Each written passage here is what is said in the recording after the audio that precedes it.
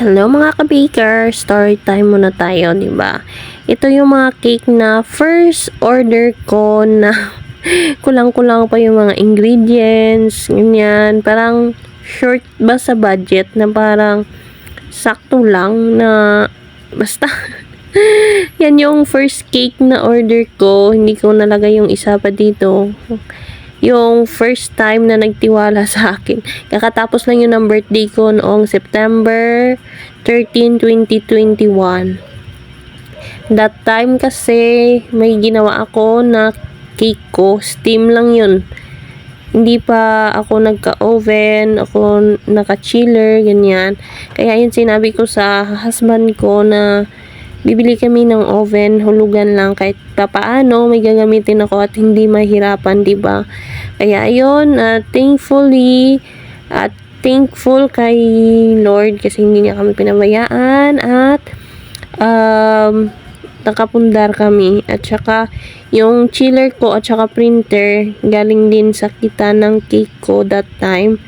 Kaya ayun, ito mga first time ko tong gawin. In-explore ko talaga yung paggawa ng cake na kahit hindi ako eksperyensado, parang sa panunood ko lang sa ginagawa ng tita ko that before. Kasi doon ako nakatira. Nagsistay sa kanila sa tuwing weekend o wala akong pasok and every December marami siyang order kasi. Kaya ayun, luckily at natutunan ko kahit walang masyadong experience sa pag-icing ng cake na mga customized. Kaya ayan, ito yung unang-unang cake, ay hindi naman una, pero yung feeling ko napaka-perfect at nagawa ko ng maayos. At ayan, thanks God kasi grabe yung transformation ng mga cakes ko, guys.